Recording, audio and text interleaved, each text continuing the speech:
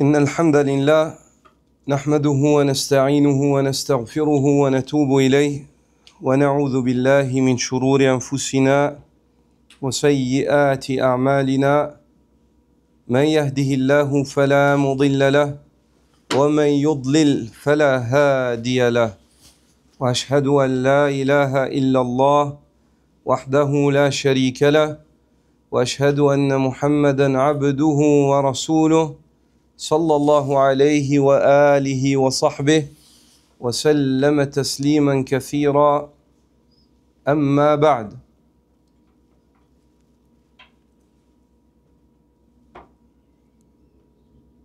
En cette soirée du 5 de Dhul Qa'da de l'année 1446 de la hijra du prophète sallallahu alayhi wa alihi wa sahbihi wa sallam, qui correspond au 2 mai 2025,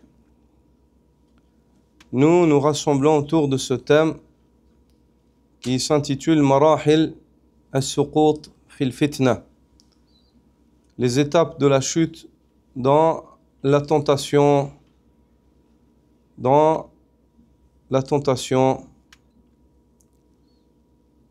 Et je vous ai transmis le support du cours en langue arabe et sa traduction en langue française.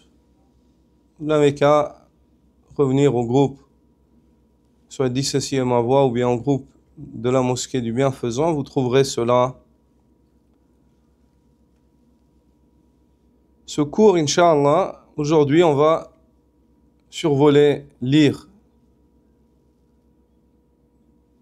c'est-à-dire faire une première approche du texte et, bi'idhnillah, si Allah Azzawajal allonge nos vies et nous accorde la possibilité, on va étudier chaque étape en développant.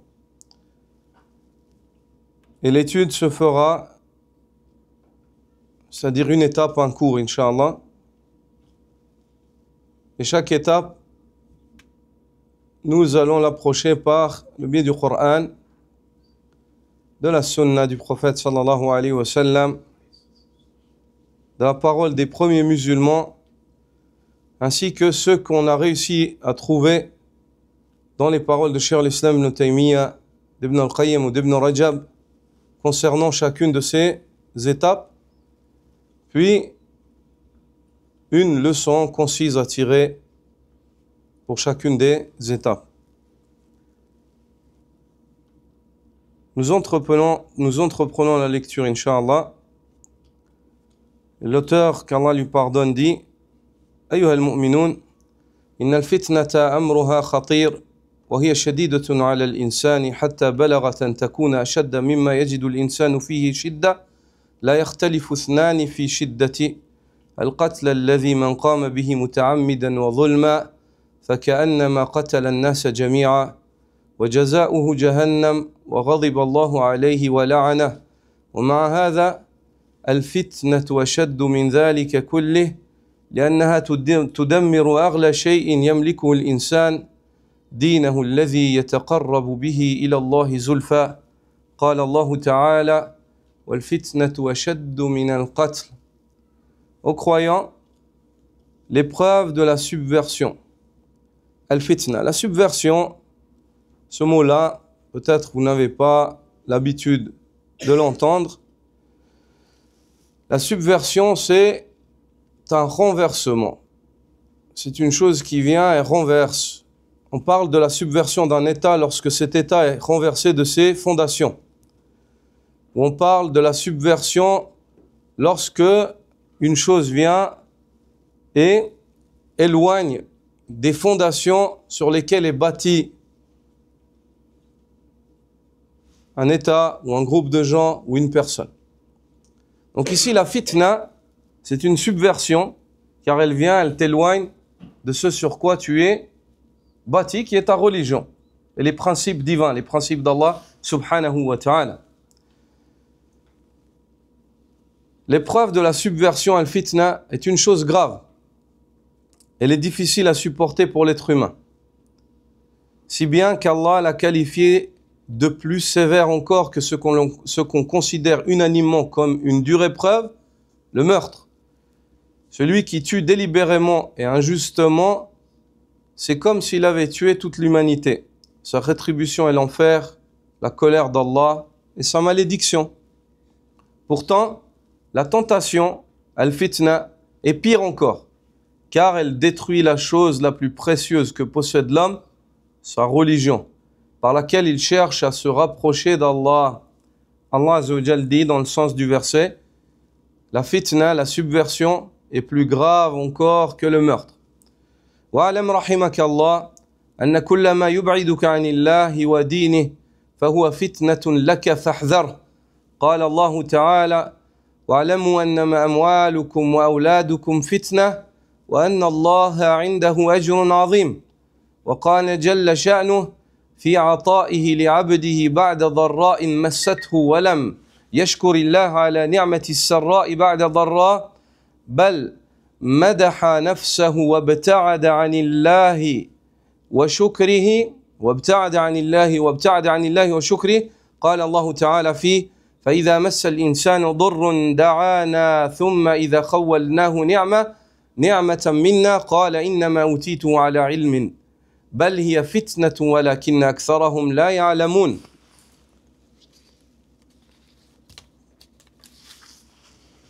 Et sache qu'Allah te fasse miséricorde, que toute chose qui t'éloigne d'Allah et de sa religion est une tentation subversive, fitna, pour toi.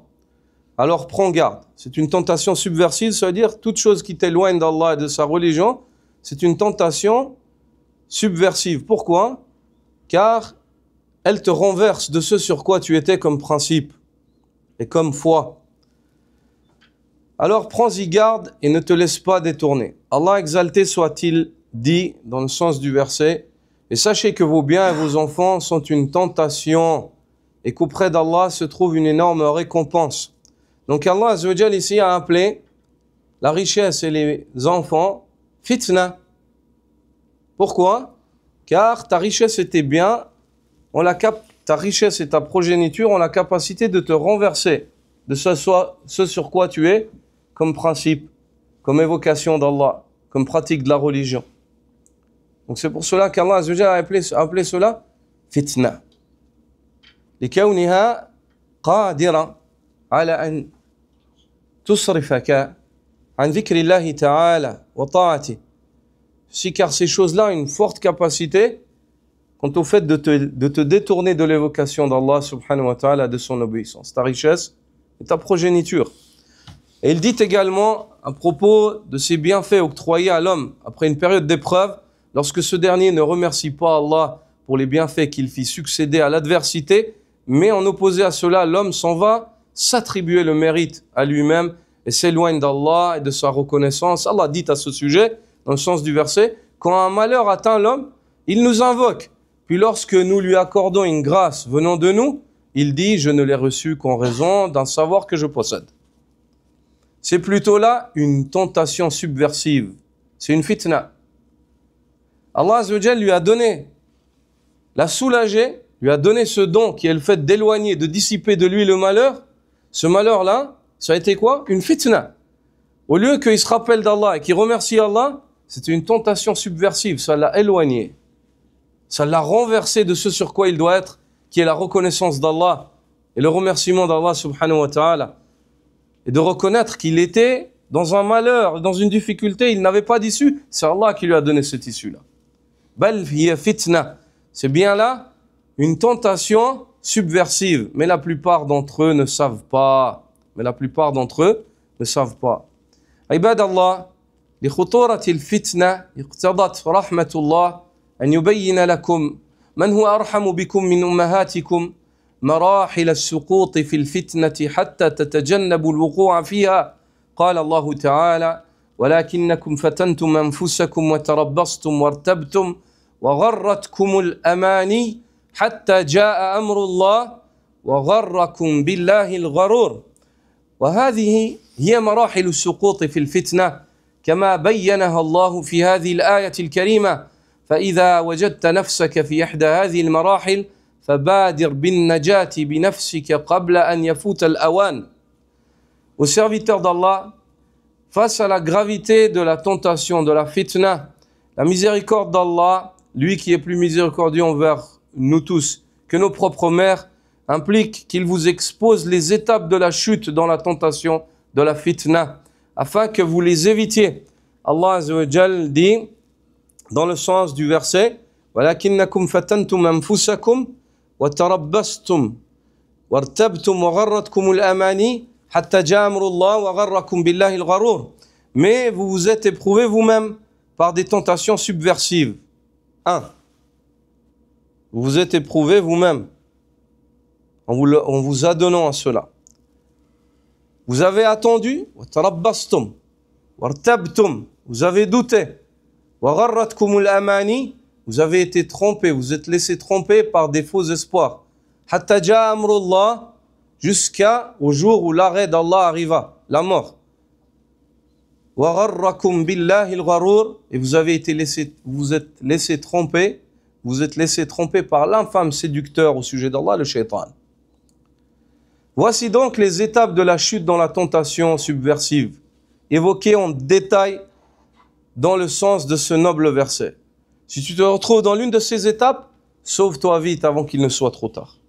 Si tu te retrouves dans l'une de ces étapes, sauve-toi vite avant qu'il ne soit trop tard. La première, de s'adonner volontairement à la fitna, en sachant que ce que tu fais, c'est pas bien. La deuxième, le fait d'attendre, de faire tarder. Le fait de faire tarder, c'est-à-dire de faire tarder le retour à Allah.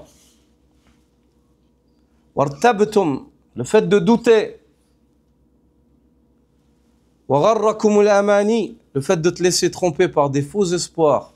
Plus tard, demain, dans un mois. Wagharrakum billahi al-gharour, et la cinquième, de te laisser tromper au sujet d'Allah par le shaitan. Ça, c'est les cinq étapes par lesquelles l'homme succombe et tombe dans les tentations subversives. Al-marhalatu al-ula, fatantum anfusakum, ay wada'ta nafsaka fi wasat al-fitna bikamil iradatik, سواء كانت علاقة محرمة أو مالا مشبوها أو ظلمة أو نظرة تغضب الله أنت من اتخذت الخطوة الأولى ففتنت نفسك. Mais la première des étapes, dans la parole d'Allah, fatantum anfusakum, mais vous vous êtes éprouvés vous-même par des tentations subversives. Tu t'es mis volontairement dans un contexte de tentation, que ce soit une relation interdite, de l'argent douteux, une injustice, un regard illicite, et tout interdit. C'est toi qui as fait le premier pas, tu t'y es exposé toi-même de ton propre gré. C'est toi. Personne t'a forcé. Personne t'a forcé. C'est ton choix à toi. Le haram que tu as fait, tu l'as fait parce que tu as choisi de le faire. Fatanta nafsak. Tu t'es éprouvé toi-même. Si vient le jour où tu rencontres Allah et tu ne t'es pas repenti de cela, les reproches, tu peux les faire à ta propre personne le jour où tu rencontres Allah. Et le shaitan, ayyuha al-ikhwa, yawm al-qiyamah, il se dédouane. Parce que personne t'a forcé. Même le shaitan, il n'a pas la capacité de te forcer. Il se dédouane yawm al-qiyamah. Devant Allah Azza wa Jal, il se dédouane. Donc crains Allah subhanahu wa ta'ala. Crains Allah subhanahu wa ta'ala. Les frères, celui qui fait du dhikr et du istighfar, il le fait en silence pendant un dars. Man yastaghfirillah, yastaghfirillah biqalbi. Et qu'il craigne Allah subhanahu wa ta'ala, celui qui fait du dhikr dans des assises où les gens le voient, et qu'il craigne Allah subhanahu wa ta'ala que le shaitan détourne son attention. Qu'il craigne Allah, que le shaitan insuffle dans son cœur. Regarde, tadhkurullah, fais écouter aux gens le fait que tu fasses le dhikr. Crains Allah. Le dhikr, tu peux le faire même avec le qalb. Douna an tuharrik shafatayk. Qad tastaghfirillah wa an-nas la yaraw wa in nadaru ilayk. Il se peut que tu demandes pardon à Allah Azza wa Jal et les gens ne te regardent pas. Même si ne te voient pas cela, même s'ils te regardent, même s'ils te mettent dans une loupe, ils ne voient pas. Ne faites pas cela. Premièrement. Deuxièmement, on est dans un dars. Tu as quelque chose de mieux à faire que l'istighfar maintenant. C'est d'écouter attentivement et d'apprendre.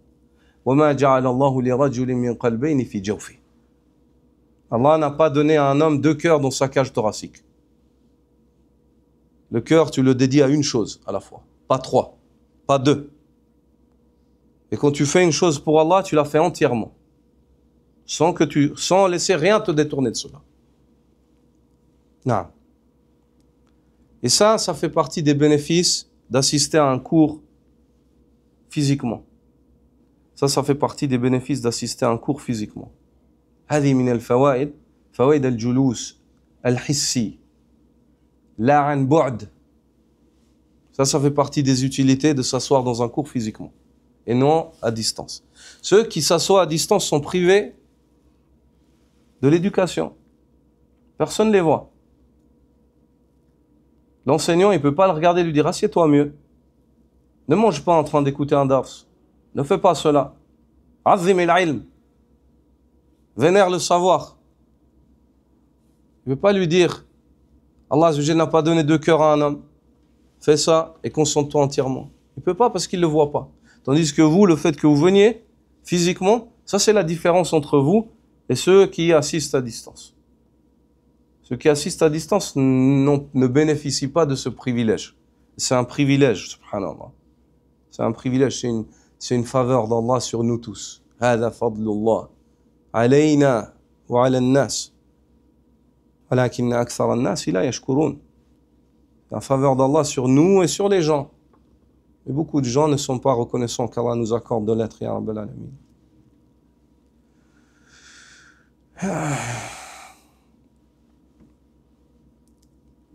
Donc, c'est toi qui as choisi, ya akhi, de te mettre dans la fitna.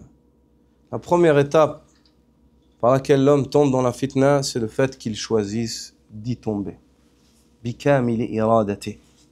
Bikamili iradati. Avec sa pleine volonté.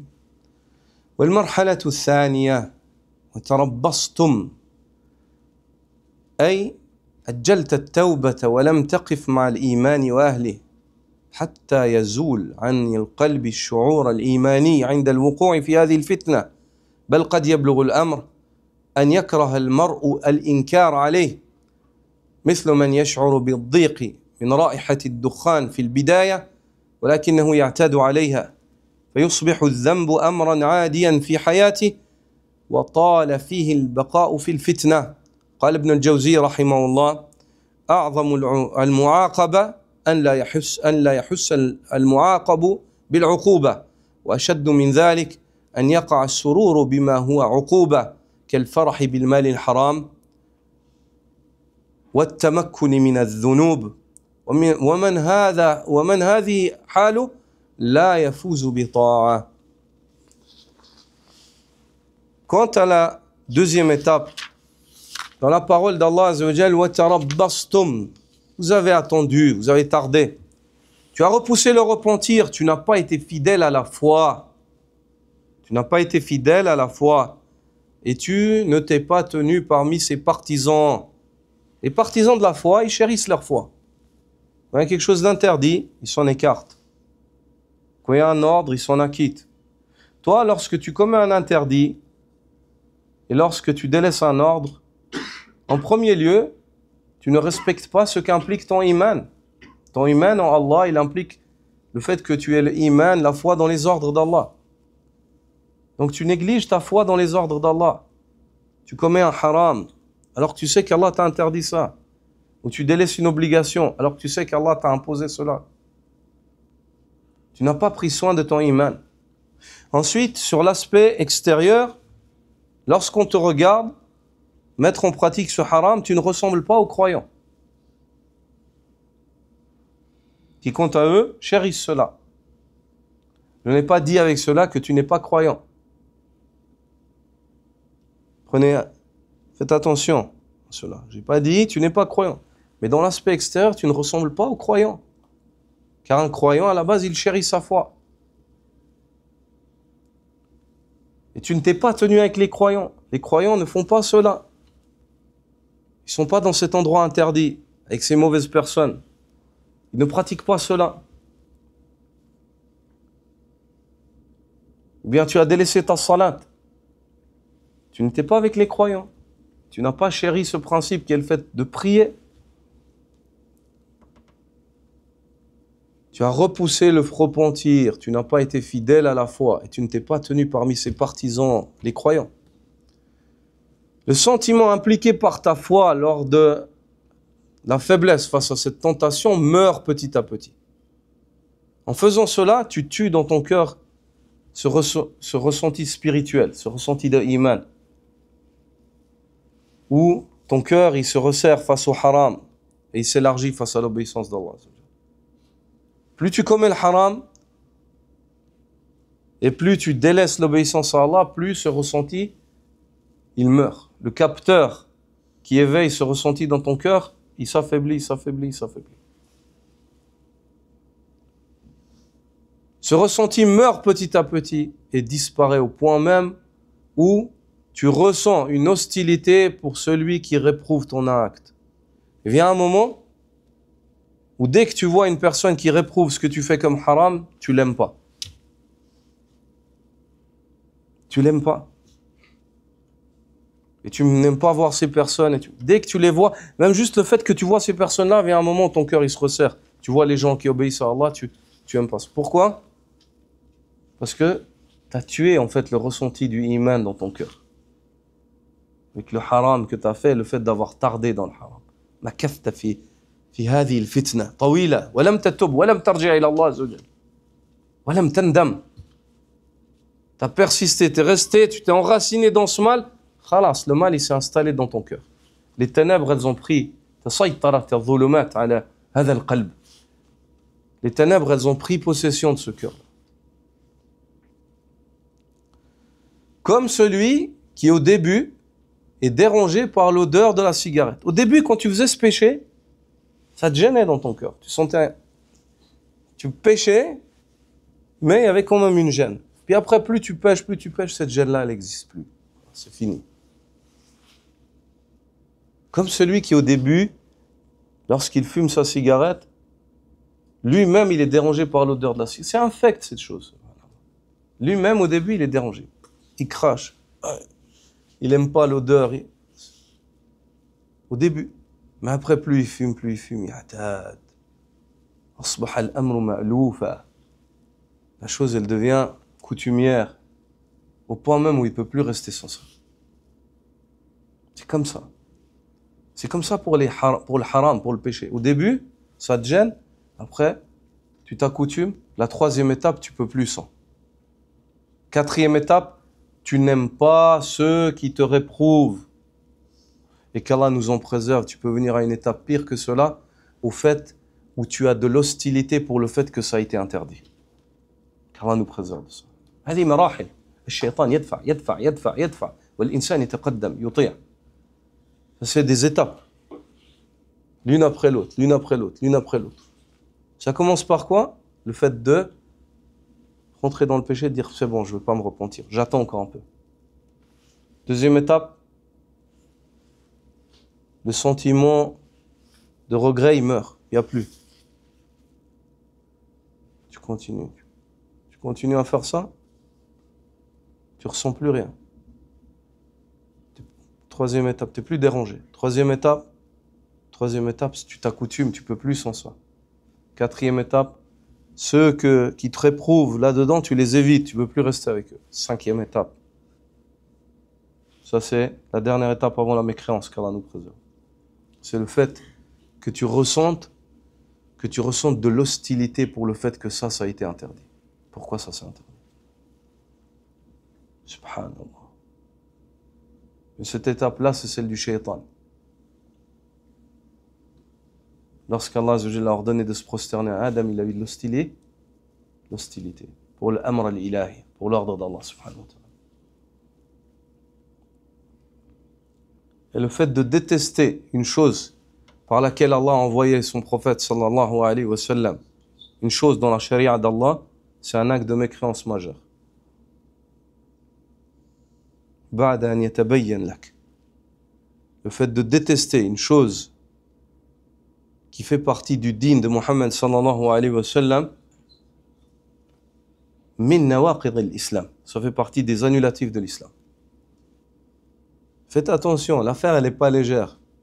Regardez d'où ça rentre. At-tarabbus, le fait d'attendre. Même si l'aya, at-tarabbus, quand il s'agit des munafiqin, c'est at-tarabbus d'attendre qu'ils attendent de voir ce qui va se passer avec les croyants. Dans le dunya, ils espèrent que les croyants, il leur arrive quelque chose de mal. Mais at-tarabbus aussi, il a un autre tafsir dans cette aya. On verra qu'on va développer dans ce point-là les commentaires des exégètes. At-tarabbus, c'est le fait d'attendre. At-ta'akhkhur 'an at-tawba wa mushabahat man yubghidu al-iman wal ahli wa ahli. Le fait d'attendre, de ne pas te repentir, de tarder et de ressembler à ceux qui détestent la foi et ses partisans. Dans l'aspect extérieur, fi al-zahir. Nas'alullah al-afiyah. Nas'alullah al-afiyah fi ad-dunya wal akhirah.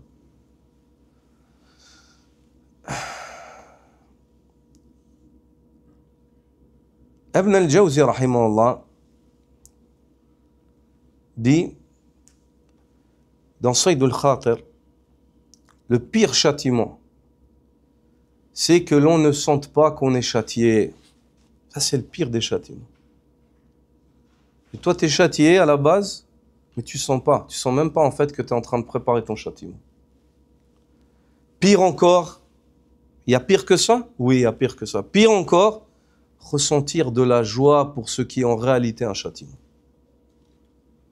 Comme se réjouir d'un gain illicite ou de la facilité à pécher. Celui qui est dans cet état ne pourra jamais obéir à Allah Azza wa Jal, pour autant qu'il reste ainsi. Le pire des châtiments, c'est quoi? C'est le fait que tu fasses des choses dans lesquelles, à la base, ces choses-là, c'est une cause de châtiment yawm al-qiyamah. Et que tu ressentes même pas. La tatoub, wa la tandam, wa la tastaghfir, wa la tarja ila Allah. Ni tu te repens, ni tu as du regret, ni tu demandes pardon. Rien, tu continues à faire. Jusqu'au jour où tu rencontres Allah. C'est le pire des châtiments. Tu t'es rempli de châtiments. Ces actes qui sont interdits, c'est un châtiment. Sache que quand tu fais le haram, de ta propre volonté ici, en ayant conscience, en sachant, sache que quand tu fais le haram, c'est comme si tu rentres en enfer. Parce qu'à la base, ce qui est haram, c'est menacé avec le feu de l'enfer. Si Allah veut te pardonner, il pardonne. Si Allah veut te châtier, il châtie. Toi, quoi qu'il en soit, tu as pris ton billet pour être châtié. Tu as pris ton entrée pour l'enfer. Avec ce haram-là. Biranatik. C'est la croyance des gens de la sunna. J'ai pas dit que tu seras forcément châtié. Anta tahta al-mashi'a. Mais toi, à la base, tu n'as pas pris les causes. Al-asbab, l'in-najat, lam tattakhidha. Les causes pour te sauver, tu les as pas prises. Donc quand tu commets une chose qui est interdite, en sachant que c'est interdit, à la base, toi, quand tu fais cette chose-là de cette manière-là, toi, c'est comme si tu dis, je m'installe en enfer pendant un petit moment. Qu'Allah nous préserve, subhanallah.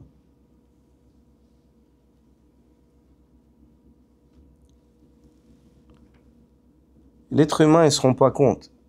Ibn al-Jawzi dit ça, c'est le pire des châtiments. C'est le fait que l'homme, il ne ressent pas qu'il est châtié. Pourquoi? Parce qu'Allah, il n'a pas mis l'enfer tout de suite physiquement. C'est la suite. C'est la suite. Et pire encore, dit-il, pire encore que cela, c'est le fait que l'homme ressente de la joie.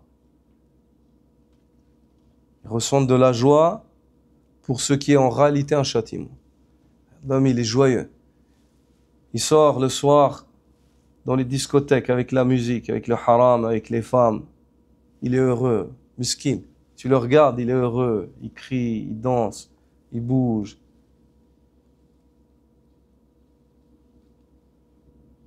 Miskin, il est heureux. T'es heureux de quoi, miskin? Ya miskin. Bimada tafrah. C'est quoi qui te rend heureux? Wallahi, par Allah, ici les frères, sachez une chose, j'aimerais évoquer un point. Je ne vise personne. Si certains parmi les frères ici sont comme ça, Moi, je n'ai pas accès à leur vie. Et ça ne m'intéresse pas la vie des gens. Moi, je dis ce que j'ai à dire. Et je demande à Allah pardon pour moi et pour vous. أقول قولي هذا وأستغفر الله لي ولكم ولسائر المسلمين. Je demande à Allah pour moi, vous et pour tout croyant. Que les gens ne sortent pas du cours et disent ah, il a visé celui-là, il a visé celui-là. Wallah, je ne leur pardonne pas. Je les attends devant Allah. Celui qui fait ça, entre moi et lui, il y a Allah. Craignez Allah subhanahu wa ta'ala. Et avant de viser les gens, regardez vous-même. Regarde-moi, je me regarde moi-même. Miskin, abdun miskin, wallah miskin. Wallah, subhanallah. Regardez chacun, mettez le miroir. Ça, c'est un dars. Avec des qawaid. Chacun, il prend ça, il rentre chez lui, entre lui et Allah, il met le miroir devant lui et il regarde où il en est. Allah, il ne nous a pas envoyés en tant que juge. Il nous a envoyés en tant que conseiller. Moi, j'ai envie d'exhorter. L'exhortation, si elle paraît dure, c'est que l'affaire, elle est très sérieuse et elle est dure. Oui, c'est le but. Le but, c'est de me secouer et de secouer mes frères. Parce que, wallahi, va venir, si on tarde, on n'est pas sérieux et sincère, on ne revient pas à Allah, il se peut qu'on soit secoué violemment dans un autre contexte où on ne peut plus changer. Donc, c'est mieux de se secouer maintenant et de changer. Donc ici, le pire des châtiments, se fait que la personne elle ressent de la joie. Tu arrives à un stade où tu es joyeux. Tu te réjouis du haram. Tu dis, ah, moi j'arrive à faire ça, j'arrive à tromper les gens, j'arrive à voler, Il est heureux, Miskin, il est heureux de prendre, d'assurer sa place chaque jour un peu plus en enfer. Ah, t'as vu, cette fille, je lui ai plu. Moi, j'arrive à avoir les femmes facilement. Miskin, anta tafrah bihadha. Rabi, stupide. Toub ila Allah. Repends-toi à Allah. Repends-toi à Allah. Wallahi, ta beauté, wallahi. Yafna. Tu vas entrer dans déjà juste janaza. Quand tu seras une janaza, tu vas faire peur. Les premières personnes qui ont peur de toi, peut-être c'est ceux qui sont autour de toi ou ceux qui te lavent ou les gens de ta famille. Certains, ils voudront même pas te voir. Plus vite, allez vite. On le met dans la tombe. Assalam ya Allah. Allah baba. Subhanallah. Tu te prends pour qui, mon frère? Allah, lahul kamal, al-jamal, subhanahu wa ta'ala. Allah Azza wa Jal, c'est lui qui est parfait. Jalla sha'nu. Allah subhanahu wa ta'ala. Sans Allah, on n'a pas de valeur. Ni ta beauté, ni ta force, ni ton intelligence, ni ton ilm. Bila, doun Allah Azza wa Jal, anta lasta bi shay. Sans Allah, t'es rien. Je ne suis rien. On n'est rien. Donc, fais attention, crains Allah. Ça, c'est un stade vil où tu arrives, tu es heureux. Tu es heureux avec ce qui te conduit en enfer. Il dit comme celui qui se réjouit d'un gain illicite ou de la facilité à pécher. Celui qui est dans cet état, c'est très difficile pour qu'il obéisse à Allah Azza wa Jal. والمرحلة الثالثة وارتبتم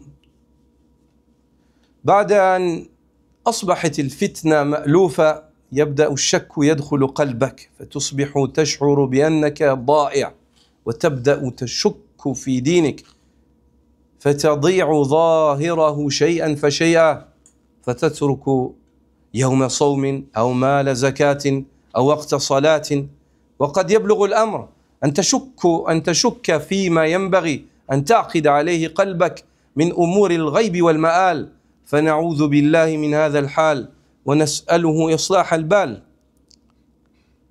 La troisième étape, vous avez douté, wartabtum. Une fois que tu es rentré de ton propre gré dans le péché, puis tu as tardé, tu t'y as installé, tu t'y as accoutumé, à ce moment-là, qu'est-ce qui se passe? Tu commences à douter.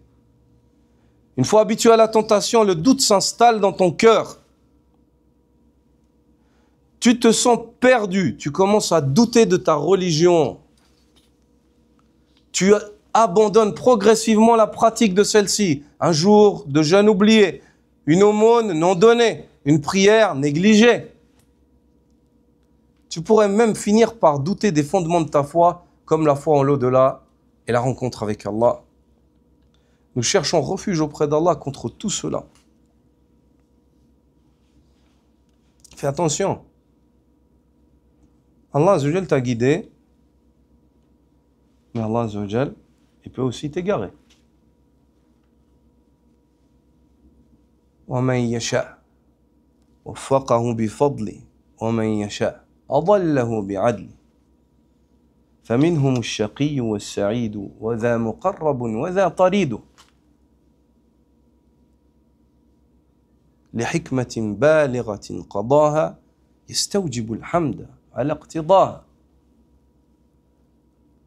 Allah Azza wa Jal, comme l'évoque Hafiz ibn Ahmad al-Hakami, il dit, celui qu'Allah veut guider, il le guide par sa faveur. Celui qu'Allah égare, il l'égare par sa justice.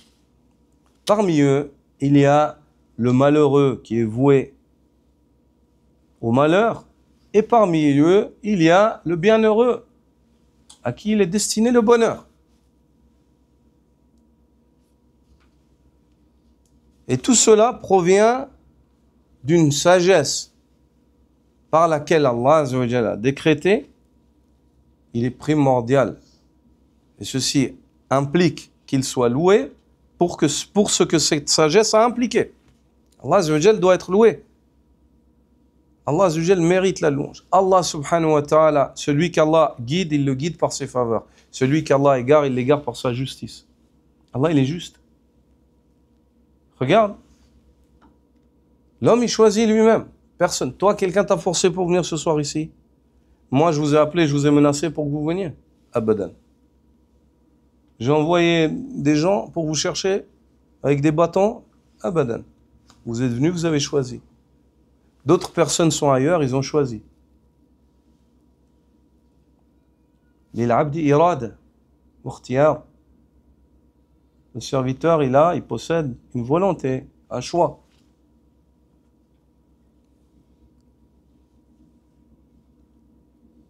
Donc, serviteur d'Allah, crains Allah Azza wa Jal. Je peux qu'Allah Azza wa Jal enlève le yaqin de ton cœur et que le doute s'installe. Et le yaqin, c'est la plus grande richesse.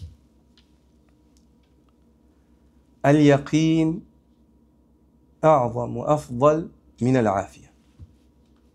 Al-yaqin afdal wa a'zam min al-afiyah. Le yaqin, la conviction, c'est encore mieux que le bien-être.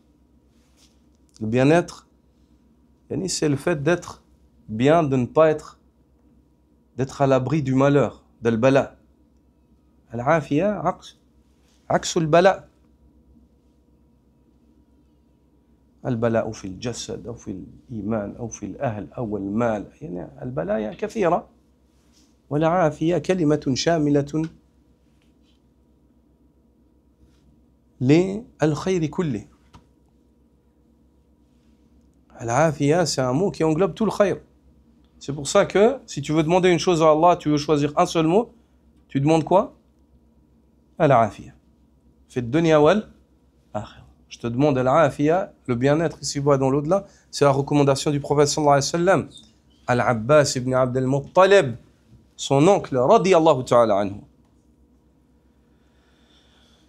Donc, ya Abdallah, al-yaqin, la conviction, elle est meilleure que l'afiyah.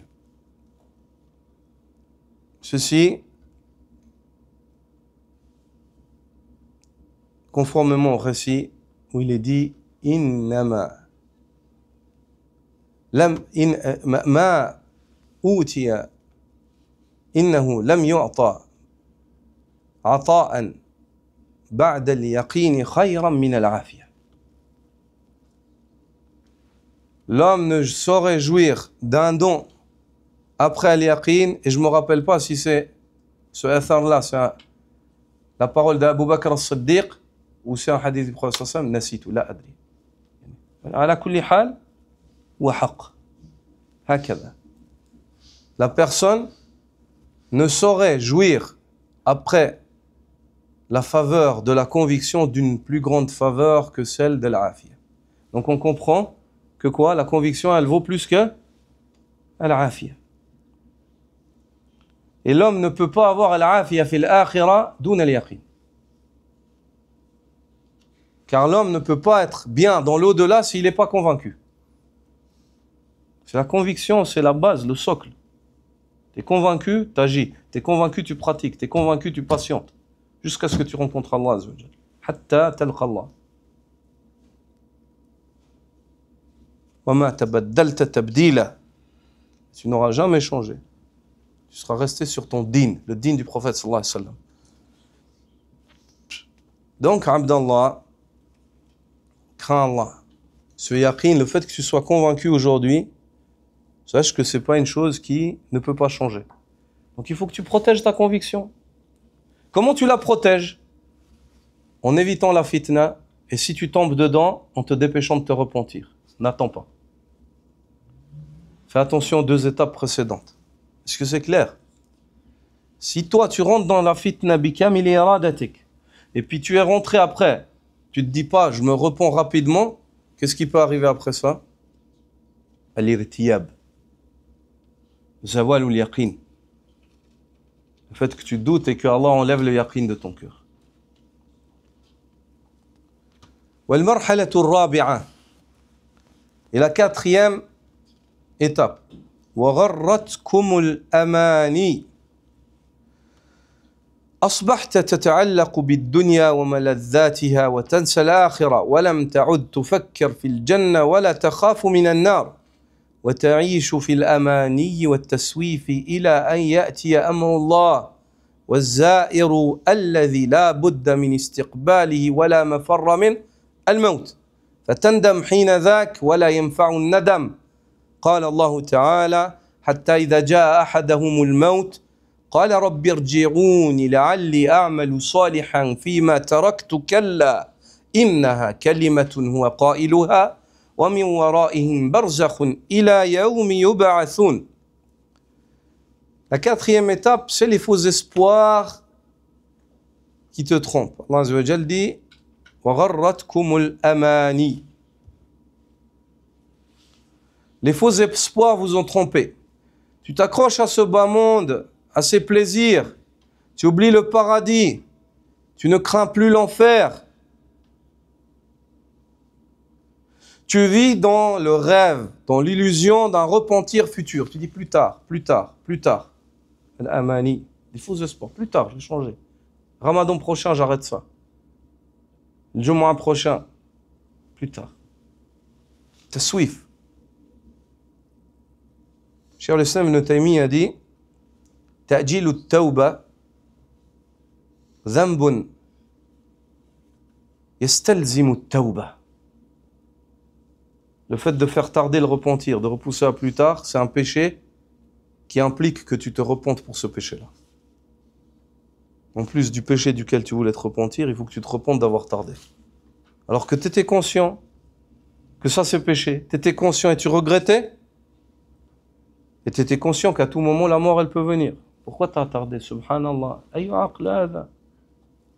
Tu es vivant encore, repens-toi maintenant, dépêche-toi, tarde pas, avant qu'il soit trop tard.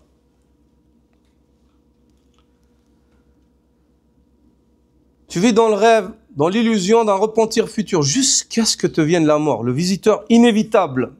Tu regretteras à ce moment, mais le regret sera alors sans valeur et inutile. Allah subhanahu wa ta'ala dit dans Surat al-Mu'minun, dans le sens du verset, lorsque la mort se présente à l'un d'entre eux, il dit, Seigneur, rends-moi à la vie, afin que je puisse accomplir les bonnes actions que j'ai délaissées. Il lui sera dit alors, sûrement pas, ce ne sont là que des mots.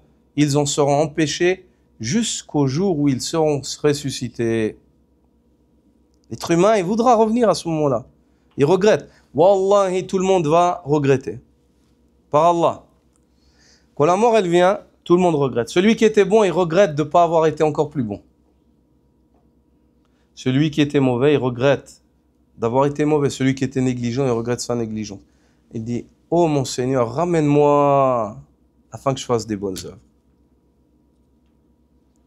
Kalla, innaha kalimatun huwa qailuha. Jamais. Ceci n'est qu'une parole, une prétention que lui avance.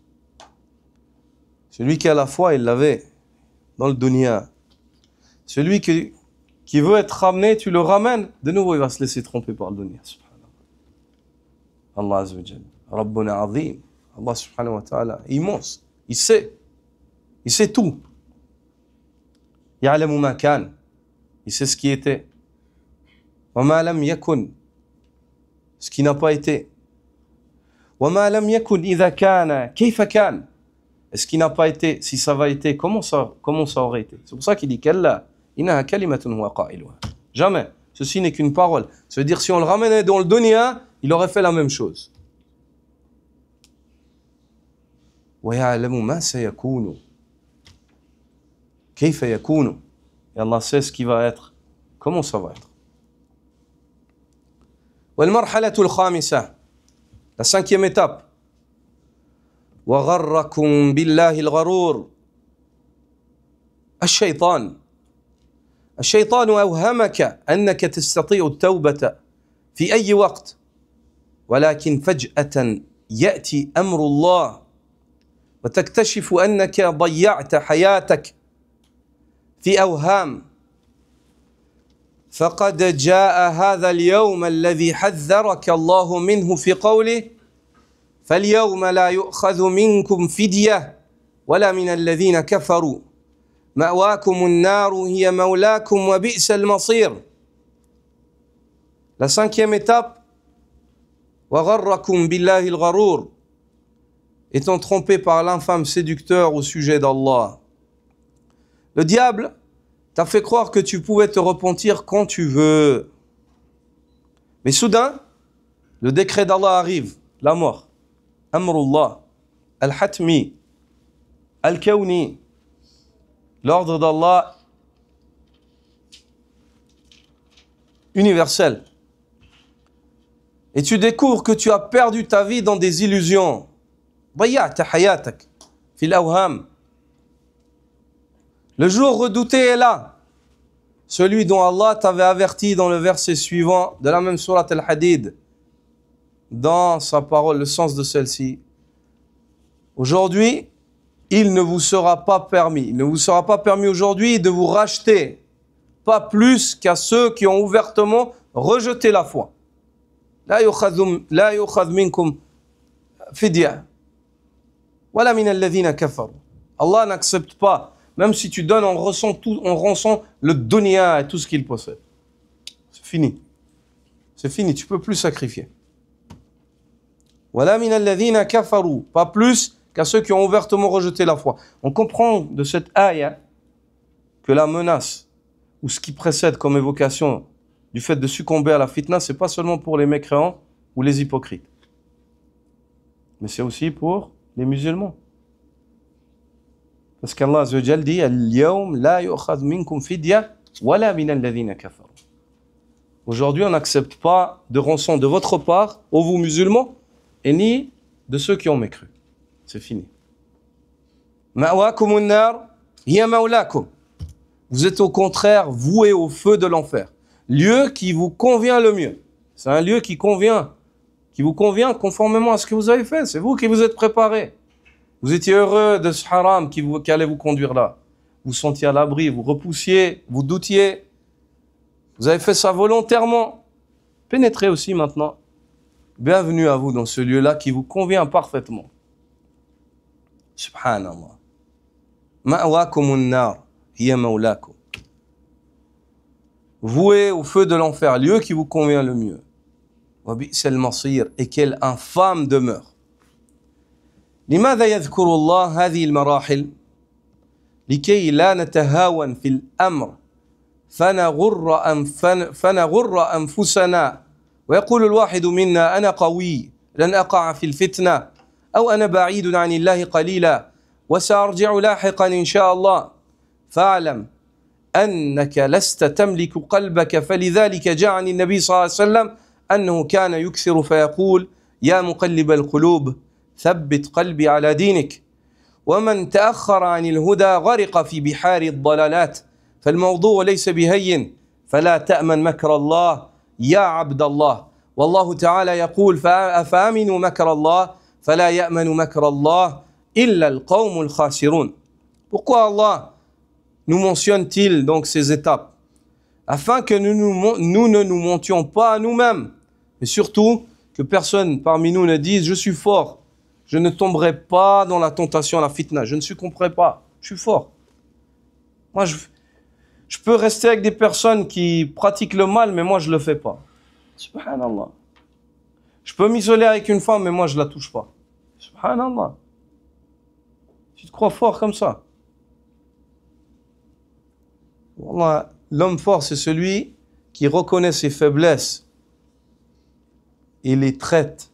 Ils sont prémunis. Il ferme la porte face à ses faiblesses. Ça, c'est l'homme fort. L'homme fort, c'est pas celui qui dit « Ouais, je vais essayer ma force ».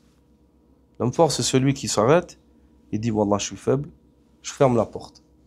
Je me prémunis, je me préserve. » Ça, c'est l'homme fort.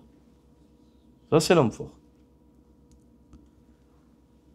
Ou alors que l'un d'entre nous ne dise pas « Je suis un peu éloigné d'Allah, mais je reviendrai plus tard, Inch'Allah. » Sache et n'oublie pas que tu ne détiens pas ton cœur. Le prophète sallallahu alayhi wa sallam multipliait cette invocation qui est narrée par Anas, par Salama, qui se retrouve dans le Musnad de l'imam Ahmad ou dans le Sunnah de l'imam Tirmidhi. Le prophète sallallahu alayhi wa sallam répétait fréquemment et disait « Ô toi qui retournes les cœurs, affermis mon cœur dans ta religion. Sache que celui qui tarde à suivre la voie de la guidance se noiera dans les océans de l'égarement. » Ça, c'est ce qui risque fortement de lui arriver. L'affaire est sérieuse et ce n'est de loin pas un jeu. Ne te crois pas à l'abri du stratagème d'Allah qui conduit à son châtiment. La ta'man makrallah.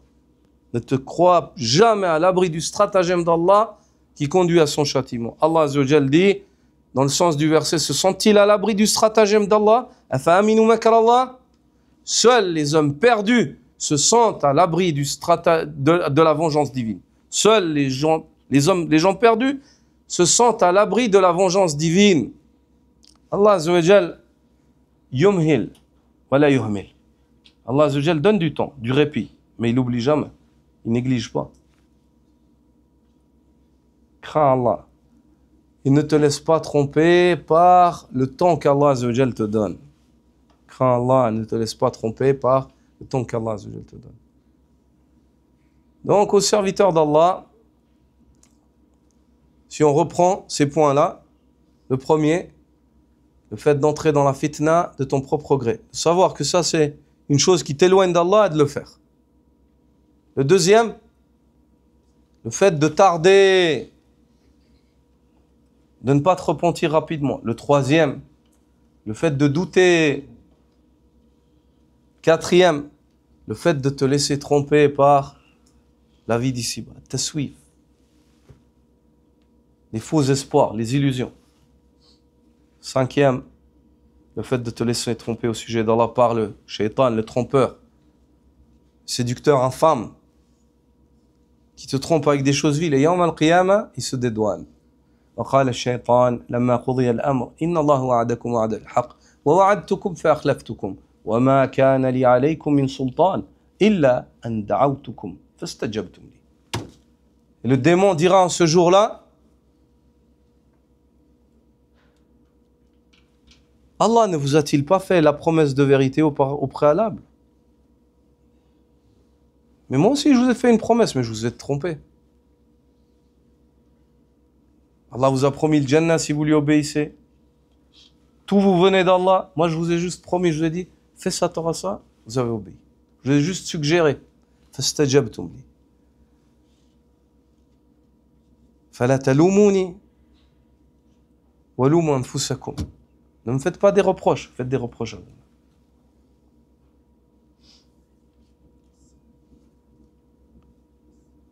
وَمَا كَانَ لِي عَلَيْكُمْ مِنْ سُلْطَانٍ.